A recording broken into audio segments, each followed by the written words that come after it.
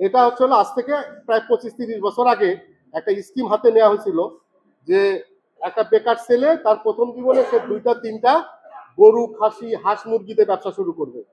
তো ছিল না, একটা উদ্যোগ ছিল না যে গভর্নমেন্ট তাকে ফ্রি লোন দিচ্ছে, বিনা সুদের লোন দিচ্ছে। সবচেয়ে মজার বিষয় হচ্ছে এই লোনে কোনো রকম সুদ নাই, এই লোনে কোনো রকম সুদ নাই এবং কোনো রকম ইনকাম ট্যাক্স নাই। নাম ধরে ধরে বলতেছি আমি, এই 2008-এর ইলেকশন, 2014 ইলেকশন, ঠিক আছে, কয়েকজন নেতা 2008 সালে তাদের ওটাকে কি বলে, কি জমা দেয় না, নমিনেশন কি জানি একটা জমা দেয় না আগে, ওই তার সম্পত্তি জমা দেয় না, সম্পত্তি রিটার্ন যে জমা দেয় না নির্বাচন কমিশনে, দেখা গেছে 14-18-তে কয়েক হাজার গুণ হয়ে গেছে তাদের সম্পত্তি। ভাই আপনি কি ব্যবসা করছেন? মাছের ব্যবসা করছেন। সব এই 300 জন এমপির মধ্যে 395 জনই বলছে আমরা মাছের ব্যবসা করি। তারা মন্ত্রী বা ওই টপ লেভেলের ব্যবসায়ী, তারা মানে মানে নেতা, তারা বলছে যে আমরা মাছের ব্যবসা করি। তো যে ভদ্রলোক ইলিশ পুঁটি মাছের পার্থক্য বোঝে না, সে নাকি করে মাছের ব্যবসা। অর্থাৎ আমাদের ছোট উদ্যোক্তাদের যে আমাদের জন্য যে ফান্ডটা তৈরি করা হয়েছিল, 1% ফান্ড আমরা পাইছি।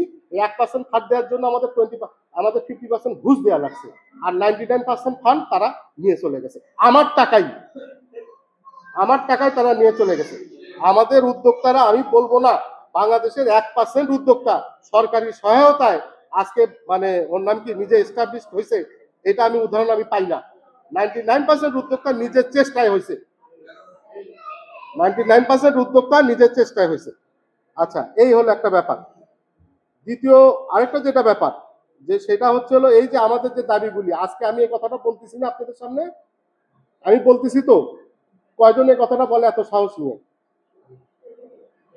কয়জন এই কথাটা বলে এত সাহস নিয়ে? কারণ আমি জানি এই যে বিভিন্ন মিডিয়ায় কথাটা আসতেছে, বাংলাদেশে এনএসআই এইটা জানবে, বাংলাদেশের ওই যে পুলিশ প্রশাসন, অমক প্রশাসন সবাই এই কথাটা জানবে এবং আমাকে তারা থ্রেটও দিতে পারে। এর আগে আমরা এই সমস্ত থ্রেট আমরা শুনছি, আমি ব্যক্তিগত শুনছি যে একটা কথা যখন এরকম একটা কথা বলতে যাই, তখন এরকম বিভিন্ন থ্রেট আছে আমাদের মতো সংগঠককে। তা আমি এই কথাটা বলার সাহস পাই কি কারণে? আপনাদের জন্য পাই। কারণ আপনারা আমাকে প্রতিনিধি বানাইছেন, তাই আপনারা আমাকে ব্যবসায়ী প্রতিনিধি বানাইছেন, সংগঠনের প্রতিনিধি বানাইছেন, এই কারণে আমি এই কথাটা বলার সাহসটা পাই। তা ব্যবসায়ীদের অধিকার আদায়ের জন্য সবচেয়ে বড় যেটা দরকার সেটা হচ্ছে সংগঠন। আমরা কেউ এই আসল জিনিসটা সম্পর্কে আমরা না। এই যে নাসিব একটা মিটিং ডাকলে আমি দেখি অর্ধেক আসে না আমার মেম্বার, আমার চেম্বারের মিটিং হলে অর্ধেক লোক আসে না। আমি নিজে একটা সমিতির সহসভাপতি, সেন্ট্রাল কমিটি, রেস্তোরাঁ মালিক সমিতির, আমাদের মিটিংয়ে আমরা কেউ আসি না, অর্ধেক লোক আসি না। একটা সংগঠনের একটা সফলতার কথা আমি আপনাকে একটু বলি। গত ডিসেম্বর মাসে আপনারা জানেন গভর্নমেন্ট হুট করে আমাদের রেস্তোরাঁ সেক্টরে 5% ভ্যাটটা 15% করে দিল, জানেন না আপনারা? আমরা তখন সারা বাংলাদেশে আমরা মানববন্ধন করলাম, সবাই আমাদেরকে সাপোর্ট করলো। এটা তো সাপোর্ট করার কথা, কারণ এটা তো একটা সাধারণ একটা রিক্সাওয়ালা, সে এখন দেখতেছে যে আমি যখন ভাত খাইতে যাবো 10 টাকা জিনিস আমার লাগতেছে, এখন হচ্ছে 12 টাকা। আমরা সবার সমর্থন নিয়ে সারা বাংলাদেশে আমরা যখন প্রোগ্রাম করলাম, মাত্র 1 ঘন্টার মধ্যে গভর্নমেন্ট করে ফেললো, আমাদের দাবিটা মাইনে নিল। এটাই হচ্ছে সংগঠনের শক্তি। আমরা কি অবৈধ কিছু চাইছিলাম সরকারের কাছে? আমি গভর্নমেন্টের কাছে ভিক্ষা চাইছি? আমি তো ভিক্ষা চাই নাই। যার কারণে বলি যে সবসময় সংগঠনের সঙ্গে থাকবেন।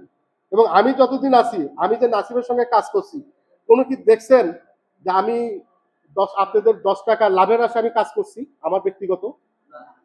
বরং আপনাদের এই নাসিবের সময় দেওয়াটা আমার জন্য লস, কারণ আমাকে আসতে হয় 32 কিলো দূর থেকে, আপ ডাউন আমার 3 ঘন্টা চলে যায়, আর এখানে আমার চলে যায় 5 ঘন্টা।